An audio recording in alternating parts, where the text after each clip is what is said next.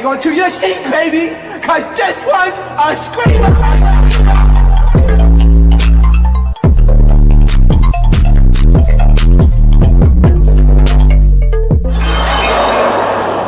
Are you not entertained? Are you not entertained? What is going on, entertainment? So I'm coming to with another video. We do a Hollywood Hot Topics, so we talk about the most salacious news in Hollywood, aka a stop in the neighborhood. Make sure I hit that like button, hit that subscribe button, and let me know what y'all think about this video. Okay, so first I wanted to get into y'all is just some sad news. Y'all know I'm on Kenya's side in the story because I feel like it's a lot of hypocrisy, a lot of hippos just involved. A HIPAA law broken probably a time or two, but Kenya is officially let go of Housewives. TMZ confirmed it, and they're saying that she is also exploring taking legal action. Officially won't film for the rest of season 16 after a drama with Britney. A source has now told TMZ that the star is absolutely not returning for the rest of the season 16 after she was allegedly showed those explicit images of Britney at her shop. What's interesting is that the source says Bravo is keeping the door open for a return in the future, but Kenya is exploring legal options. Apparently, Kenya is not at all pleased with the situation and feels like she is the one being wrong. She feels like she feels that she's having safety concerns and the network isn't backing her. Thoughts? I agree 100%. And the reason why the network is keeping the doors open is because they know they did that's wrong, in my opinion. A lot of y'all just keep saying, oh, it's so wrong what she did. But then y'all don't see what's wrong in what Fedra did, but it's because y'all don't like Candy. Make it make sense. And this girl isn't telling lies. Y'all done seen the video I showed y'all with Stevie J. We know what Stevie J is around. So let's not act like this girl was like Saint freaking Marie that came on. It was Kim Fields and showed Kim Fields hoo-ha. This is a girl who's been around town, and they got into it in the season, and Kenya exposed her. Was it right? No. Was it smart? Hell no. It was the dumbest thing Kenya could have did. And it's really disappointing to me because it's like, Kenya went outside. Kenya went outside in Atlanta history. I'm sorry. Nene didn't even go out this sad. Kim Zolciak didn't even go out this sad. Porsha didn't even go out this sad. I don't even think Fedra even went out this sad because you know why? Fedra at least got to complete a whole season and just not asked to return. Kenya's being kicked out mid-season. Like, this is worse than when Kim exited with her belly and towel. Okay, remember when Kim was pregnant and had her big stomach, and then Corey was like, "Don't you do it? Don't you try it?" And the cameras were still filming her, and she didn't want to go to the cash trip. And she walked out with her big belly. She was walking out mad. That was at least a funny exit, okay? It was a dramatic exit, and she kind of left on her own terms. Kenya, on the other hand, is kind of being exiled out and kicked out and left out for dead. You left me for dead. You left me for dead, okay? She's getting left for dead, and it's sad. It's very, very sad, okay? Now, a lot of people are feeling like the line moves when it comes to Bravo and how they're doing things, which I agree, okay? Because we've seen a lot of things in specifically New Jersey. There was a season in New Jersey where, because I watch all the franchises, the white ones, the black ones, in between. And I like to watch New Jersey. There was a season where Joe showed a video of Danielle, which was a housewife on there, her quarantine. She had a quarantine, and he showed it to half the cast. Nobody got fired, no nothing. Now, this was years ago before people were a lot more sensitive, but don't try to start putting rules and regulations now when people have done some of the same things but worse then and nothing happened to them. That's where the hypocrisy comes in. That's where the hippos are, playing around. Teresa has hit people. She has threw tables, done a whole lot. Teresa has never gotten suspended. And she's done the most physical acts throughout a lot of these franchises. Throwing tables, doing this. This finale, y'all, of Jersey, apparently somebody threw a glass pitcher at one of the cast members. I think one of the newer cast members is going to end up throwing a glass, Rachel, if I'm not mistaken, at Teresa. Y'all think it was no suspension or fine? No. Because guess what? That's what Jersey is. That's how Andy does. That's how Jersey is, right? Even in some recent episode, one of the girls got shaboomed upside the face. Now, one of them did get suspended, apparently, but the way that she was shabooped across the face, to me, and Bravo didn't even put at the end of the episode, we do not agree with violence or any of that, and Bravo does not condone violence, was very suspect to me. Because had it been Atlanta or Potomac, it would have been a whole infomercial. And Andy at the reunion, what's going on? Where like it's so. This is Andy. So like, there's been like a running theme with like some of the violence. Like, why do you think it's so much like hitting? And it's usually with you like brown girls, huh? Like, what do you think? Right? He does one of those. But this is the hit that happened in Jersey. Wow. Okay, shaboom, shabow. Okay, my solo voice. This is the hit that happened. No disclosures in the end, no disclosure at the beginning of the episode, because I watched the full thing. I've been watching the season. Nothing. I'm sorry, I'm supporting Kenya on this, because I done seen some shit on these housewife shows. I'm sorry. I never see nobody get suspended halfway through the season and not be asked back. What? Now, I do get the legal side of what Bravo is trying to do, because they're doing this to Kenya because they don't want Britney to sue them. Because Britney could sue them for like sexual exploitation and or revenge P being displayed out and promoted. Sort of like she's being solicited a little bit. So to prevent that, they're getting rid of her so she doesn't have to be stressed out with her, because Kenya would have came back and stressed her the hell out. So that way they could kind of prevent a future lawsuit. And I also feel like they're doing this just to kind of like set the tone for some future people that may think of doing crazy stuff, which I also think they gave her an idea to do it. I don't think Kenya thought about this herself. I think a producer or two gave her an idea that she should possibly do something like this, and her dumb ass ran with it. This producer set you up. They tell you things in certain confessionals. A lot of people do not know how confessionals work. This is where the producers play mind games. This is where they get into your head. They ask you certain questions and word it a certain way so you can start thinking of certain things. So the next scene that you film, you start thinking this person was talking about you, but meanwhile they weren't. The producers just want both you guys to get into it. For example, Big Brother. They'll ask you certain questions, because I know this because I follow the show closely. They'll ask you certain questions in the confessionals because they want a certain person to go home that week. So they'll be like, don't you think that John is a strong player that is physically active and could beat you out in the future on physical competitions and get rid of you? You don't think so? They'll word it like that. Basically telling you something in a question. So then you start thinking, oh shit, like it's like that. But if you don't watch reality TV and you don't follow it closely, you don't know things like that. So a lot of people are just talking out of their ass. All right. Now, Kenya posted something that said, thank you for all the support, #Team Twirl. My heart is full and my conscience is clean. So many false claims hiding behind anonymous sources. All this conversation, no facts being reported.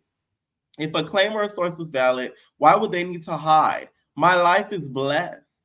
Myself and my daughter will continue to thrive in a non-toxic environment where we feel appreciated and, most importantly, protected. Thank you, God, for covering this. The rumors and narrative about me randomly showing news or revenge porn is 1,000% untrue. I have proof and will share soon. Okay?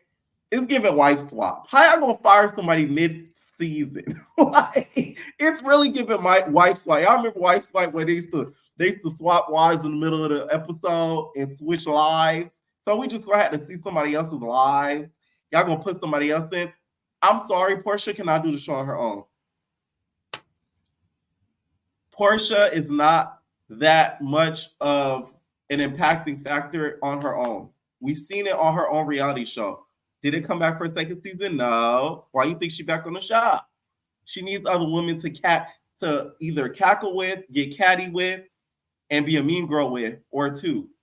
And Kenya was that factor that kind of could bounce off of her. They might probably got into it a few times throughout the seasons, got along a lot of the times in the season from what we see on Kenya's Instagram. Kenya is what's needed on the show. So for the people saying Porsha could do it on her own, you're foolishly mistaken. Porsha probably don't know what to do at this point because she like, damn, I'm going to have to step up and being more of a bitch now because now Kenya gone. Now, y'all know Candy. It's your girl, Candy, okay? She got up there and gave us her, of course, defense of Kenya, you know, chiseled teeth and all. I mean, Lord, I don't know, Lord. Unfavorable receipts off a line, which may not have been the Let me stop. nicest thing to do. Don't get me wrong, I'm not saying that it was the nicest comeback at someone, but when the ladies on our shows and on different shows on reality TV, when you say something to someone or you make a threat or you come at somebody in a negative way, you do not get to determine how strong the shade or whatever it is that's coming back at you. So that is my thing. Like, being on the show for so long now, we've had some crazy things happen on our show. And a lot of people were like, how could you support that? And I'm like, okay, at the end of the day, she didn't make up anything about somebody. She pulled some unfavorable receipts off a line, which may not have been the nicest thing to do. Or the smartest thing. It's not even the nicest thing. It wasn't smart. Sometimes, especially in a situation like Kenya is, you're on national TV with a whole lot of executives watching and over the company. You got to kind of watch what you do because you don't want it to bite you in your ass. You know what I'm saying? So it's like, if they were off TV, this would be funny as hell. But the fact that it was on TV, she could have did something different. Don't get me wrong, I'm not saying that it was the nicest comeback at someone, but when the ladies on our shows and on different shows on reality TV, when you say something to someone or you make a threat or you come at somebody in a negative way, you do not get to determine how strong the shade or whatever it is that's coming back at you. So that is my thing. Like, being on the show for so long now, we've had some, so numb to some of this stuff that like people are like, that was so low. And I'm like, really? But we've seen Kenya walk into somebody else's event with a whole band before. Like, we've seen her walk into a nice event with butt pads on. With a she brought a cookie lady. What? Yes, like so I'm like, when did the rules become she had to be nice about it?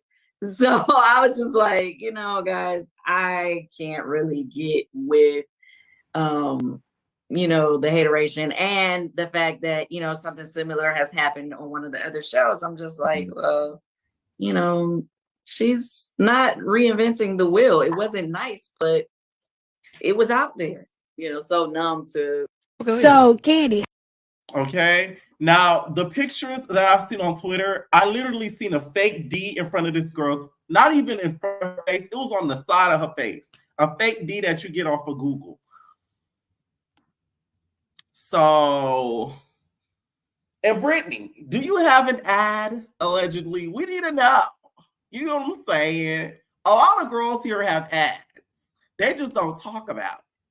They have mega personals. They be arrows girls. For my South Central Baddie watchers, y'all know exactly what I'm talking about. You know what I'm saying? Like, they be having ads, but they don't talk about it. That's not the only. Instagram is and Twitter and Snapchat ain't the only social medias them girls got nowadays. Y'all better check. Y'all niggas better check, get them girls' profiles in all platforms and websites. On to Natalie. So Natalie was serving her femme to Stunner Girls. Oh, I got that on, okay? Always like that. Always like that. You know better, so you better. Am I chin wetter? Ah. Now, I told y'all that this is not Natalie. It's Natalia. I don't even got to show y'all Natalia. I know exactly who I'm talking about. Okay? Natalie's still on vacation.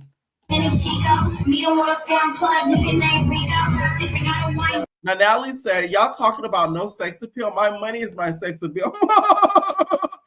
Booked and busy. 50. Show you made a milli while y'all online watching my shows and commenting under these blogs about me. I literally can do whatever I want and go viral. Love it here, Tinkerbella. Why you have me this lit here in Philly? Natalie's gonna have to give it up once in a blue mood. Cause it's like, damn, she's not tired. Like, we really need Natalie to just go on a full-on vacation with just her, Jacob, and Journey. Cause it's like, every time I look up, Natalie's in another club partying. And you're on the baddies off season. You need Bengay to heal Natalie. God damn. You ain't tired, nigga? So Ariana Grande, you guys, did an interview and she talked about how she would love to sit down with Jeffrey Dahmer to pick his brain and hopefully he don't eat her brain and see what was really in his mind besides the eating people, targeting gay men, and being in bathhouses. But I was infatuated with serial killers when I was younger. Were you? Mm-hmm. Q&A with fans, with young fans. It was young fans at the time. It was like, I think it was like in between like me being Cat and Pop stuff. So it was like a younger group. Okay. But then with a parent, someone said, if you could have dinner with anyone living or dead, who would it be? And I was like, oh, you're so cute. Who,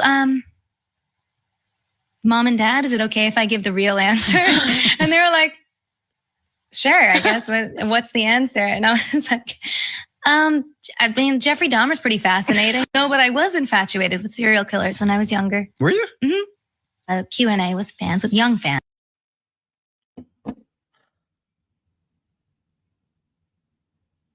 I don't even know where to start with this little bra. Because a question like that and an answer like that is kind of insane. And I never trusted Ariana Grande. I think musically she's so talented off the Richter scale, and in my opinion, I feel like very underrated. I do not think Stunner. I said Stunner Girl. I do not think Ariana Grande gets the credit that she deserves for the talent that she has. I know she has a huge fan base. Don't get me wrong, but I just feel like she should be up there with a lot of the greats because she's that talented. The fact that she was able to do her own That Boy's Mind and make it what it was, that has to be. But to want to sit down with him, out of all the people that are unalive, after all the stuff that he's done, is kind of crazy. You couldn't pick a family member, another celebrity that was like iconic. It would be him. And he would kill you. He would eat the hell out of your brain. And then pick his teeth out with your bones. Quickly. I just don't get it. Like, to me, it's kind of weird and sadistic for her to say something like that, especially with what he's done to really Black people, because that was a lot of his victims. He targeted Black people, and not even that, gay Black people, which is half of your fan base. It's gay niggas. My whole thing is, I saw a lot of people in the comments, I have a weird infatuation with serial unalivers, and I would sit down with, murderers, if I had a chance to just to pick their brain. But a question like that, out of everybody in the world, for you to pick him is suspect to me, because that kind of shows that you don't care about some of the stuff that he's done. I know it's a funny question, but it's like, if your brain automatically goes to him, out of even all the serial killers too at that, that's just a little bit weird to me. But I never really trusted Ariana Grande because she talks with a fake voice. Oh my God, RJ. I mean, I don't know, like, I just feel like Brandy and Monica, they let me use the sample for That Boy's Mind, and it's just like, it's so great. And I told, like, my brother Frankie, they love me. Like, you don't really talk like that. I don't trust people that don't talk with their real voice. Like, I may go in and out of voices and stuff, but like, y'all hear how I talk on a rag. Like, that to me is kind of weird, especially if it's not for like entertainment purposes. Like, you're not doing it to be funny or like, you know, to crack a joke. If you're just doing it just because, it's kind of like something's off. Like, something's really off. Oh, it's just like, it's weird to me. I didn't think this was a good thing to do. Now, Kendrick Lamar, you guys might win a Grammy for Not Like Us. They say, check this out. Recording Academy CEO Harvey Mason Jr. has confirmed Not Like Us eligibility for the Grammys, adding to the buzz surrounding the track's success. According to the Recording Academy, Mason discussed Not Like Us on June 24th. TMZ reports inquired about the song's chances of getting a Grammy nomination. The CEO was hopeful. Mason pointed out that Kendrick Lamar is a favorite among Grammy voters. You got an artist that's been nominated before. The CEO said he's been successful with the organization. I don't see any reason why it couldn't be. TMZ caught up with Harvey Mason Jr., probing whether Not Like Us, with its fiery accusations of verbal jazz, might be too spicy for Grammy voters. The CEO stood his ground, emphasizing that at the core, Grammy voters prioritize greatness, and Kendrick embodies just that. It resonates deeply on many fronts, on multiple fronts, my bad. I trust that Academy members recognize its impact. Mason then weighed in on the idea of potential disc category at the Grammys. He chuckled, not dismissing the notion outright. Hey, you never know. He quipped with a grin. It looks like Drake should have thought about that line in Family Matters. Kendrick just opened his mouth. Someone go hand him a Grammy right now. If he got a Grammy, I feel like it should be applauded. And I feel like that would be the start of Drake's career downfall, because that's the ultimate embarrassment. For you to be, you know, the well-known freaking rapper writer of the century, because he claims, you know, he writes all his raps and he's known for that, and that he's a lyricist. For you to get outbeat by somebody dissing you and then winning a Grammy, I wouldn't say it would be curtains closed for Drake, but you know, the curtains will start coming in a little bit. Like, he'll have a little bit open, but that's, to me, would be embarrassing. I feel like a diss category, though, I don't think is needed for the Grammys. And I'm gonna tell you why. People will start doing disses just to get nominated for the Grammy or win a diss Grammy. And it's not gonna be authentic. What made this diss authentic is them niggas really don't like each other. It didn't come out because they wanted an award or they were trying to accomplish something. They just couldn't stand one another. So I appreciate this because it was an authentic beat. Megan and Nicki, they actually don't like each other. That's an authentic beat. You see what I'm saying? Like, it's not fake. It's not just, you know, for awards. It's not, no. It was to gag each other. And then an award came, or a potential nomination came. So please don't do a diss category. That's going to be so lame. Oh my God. Imagine making a song just to get up on a diss category. Like, speaking of rappers, y'all, Nicki Minaj's sister interview with We in Miami. Now I will say she is an interesting girl. I watched the whole interview and I feel like she answered the questions very respectfully. A lot of the questions, y'all know We in Miami, they tried to get a little bit messy. It's not the first time they've asked about Nicki and or Cardi. They didn't ask about Cardi, but asked about Nicki Minaj just in general. And she could have went there and she didn't. It's not like her and her sister are not on speaking terms or anything. But for her to have kept it respectful as she is, I do feel like that needs to be awarded. Something about her is just, to me,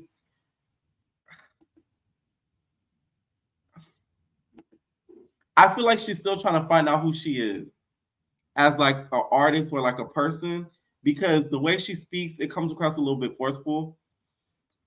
But yeah, she talks about Nicki Minaj in this interview here. Like for Ming growing up. It was kind of hard. And I used to be bullied a lot for it because people used to say like, oh, if this person was your sister, why did she do this for you? Why did she do that for you? And it's like, at a young age, it's like, you don't know how to answer questions like those. I never needed her to help me get to my goal. I just needed her to see that I can do it and she can be proud of me without having to think that I needed to have an easy way to get to the top. Is that important to you, to feel that sense of independence to do it yourself?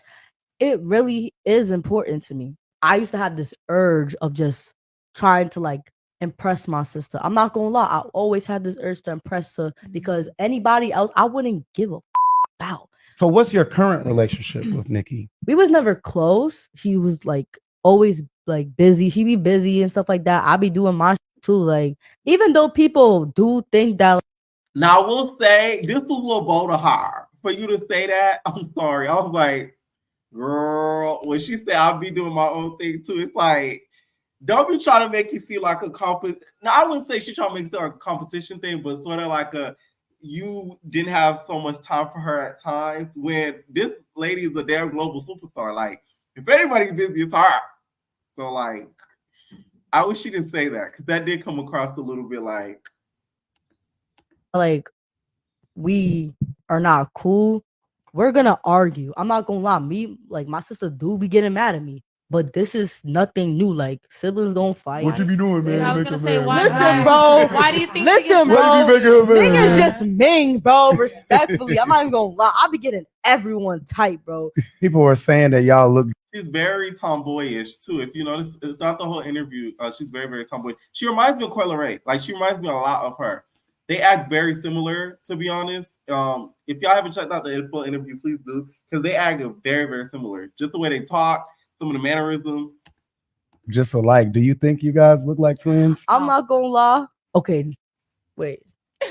Do the face. Let me see you. Let me see you do a face. Let me see you do the face. Hey! A lot of people were I saw criticizing her because they feel not her but Nicki because they feel like she should be like bigger than what she is or like have the most luxurious life. When if she wants to achieve that on her own, there should be nothing wrong with that. Because a lot of the naysayers and haters, y'all be pissed off as fuck if she was living the grandiose life because y'all be saying it was handed to her. So you can't win for fucking losing. Anyways, one last thing though I wanted to show y'all. The other day I made a video and I talked about Grand Rising and how can I stand a motherfucker who says Grand Rising or says Queen or King. Well, this TikTok user explained to us why it's not good to say good morning and, you know, Grand Rising, I'm guessing for y'all Grand Risers is a better choice. The reason why I don't use the term good morning, did you know back in the slavery days? Good morning, gorgeous. I look at myself and tell myself, good morning, gorgeous. Good morning, gorgeous. After the masters had beaten us, taken our children, raped us, hung us, burned us, and then left us in a dark shed overnight, they would literally open up the door and they would greet us by saying, "Did you have a good morning?" Meaning, did you cry all night over the things that we've done to your loved ones? So this is the reason why I took good morning out of my vocabulary. Because truly, if you think about it, there is absolutely nothing good about mourning. Ashe, ashe. The reason why I don't Creme brulee on myself. Okay? Now I kind of get the understanding. If this is factual, I see where you guys are coming from. Do I see myself saying Grand Rising? We'll see in a month or two. But somebody commented said, "Well, bitch, good night." Let me know what y'all think about some of these topics down below and where I may be. No personal thing.